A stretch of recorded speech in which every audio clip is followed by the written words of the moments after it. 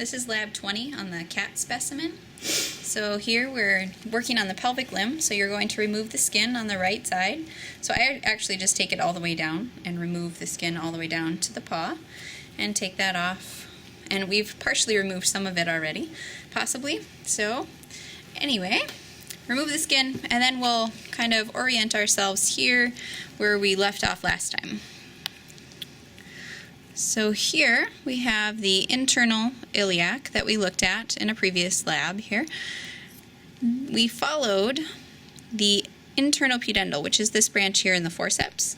Today we're going to follow the caudal gluteal artery, which is the other branch here that kind of dives deep here. So in the cat, the caudal gluteal tends to give off its branches and then kind of almost dies off. It becomes so small. So here it looks like we have a tiny little iliolumbar artery coming off. We have a larger cranial gluteal artery coming off here, and then a small continuation of caudal gluteal going back this way. So caudal gluteal, cranial gluteal, and a little iliolumbar here. So we'll flip to the lateral side and try and see some of those as they come out. And again, in the cat, sometimes you don't see as much of the caudal gluteal like we did in the dog. You will reflect your gluteals again to try and get a look at some of these. And so here, it loses its injection, but that little tiny iliolumbar comes out here. So iliolumbar coming out just cranial to those gluteals. And if we lift up here, you can see a little branch of that cranial gluteal coming out here as it wraps around, and there's a cranial gluteal nerve here also. So that comes out here.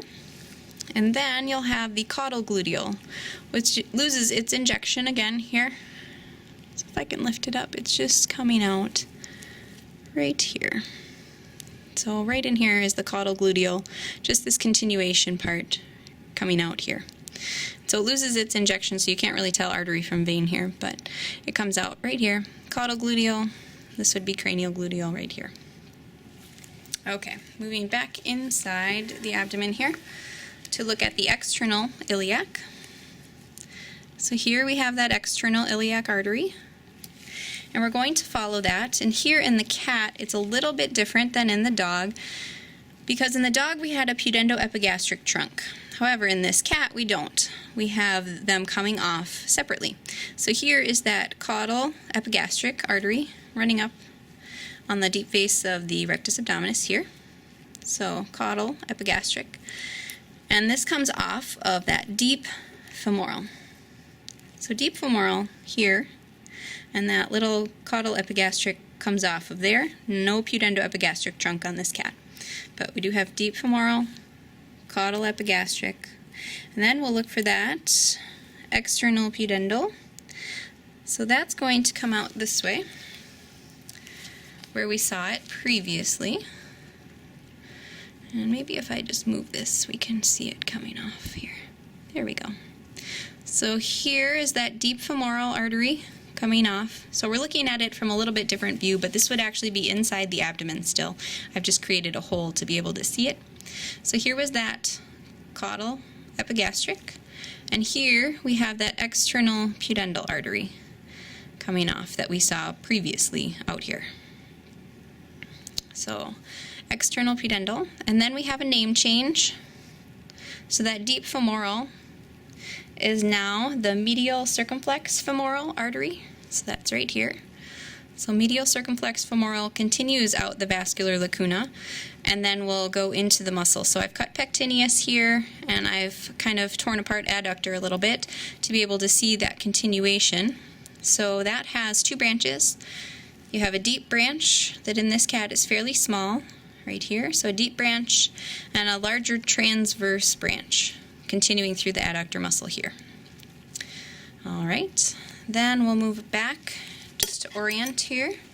So we had external iliac artery here that then goes through the vascular lacuna out into the hind limb. So we're going out of the abdomen to the hind limb, and here that becomes the femoral artery. So femoral artery is here. And then in this cat, again, a little bit different. We have the lateral circumflex femoral as a big trunk coming off here and kind of dives in there. But it's also giving off that smaller branch that we saw before, that superficial circumflex iliac. And we continue to follow the femoral artery distally down the limb here.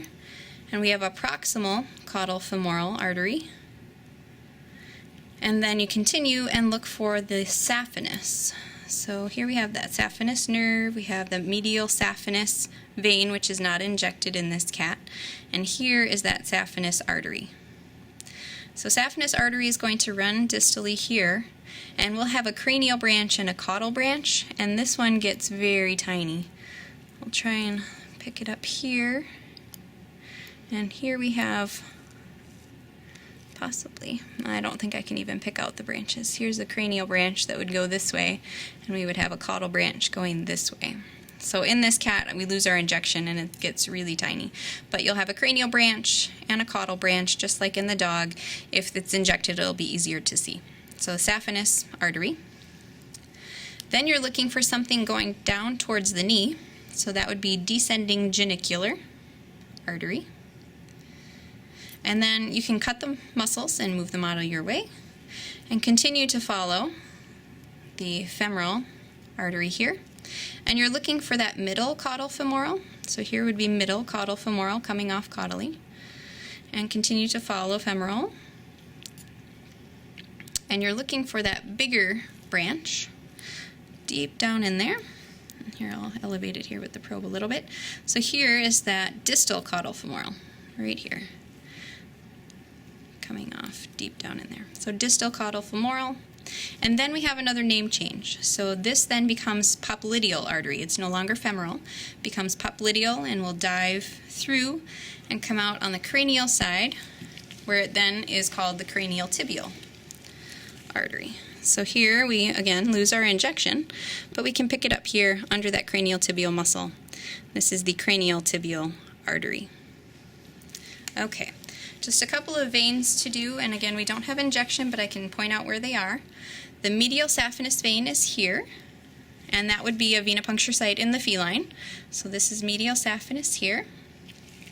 And then on this cat, we do have a lateral saphenous. It's just not injected, but you can see it here. So lateral saphenous, and in the dog, this cranial branch right here was the venipuncture site, but it was much larger. So this is lateral saphenous in the cat. That should be it for Lab 20.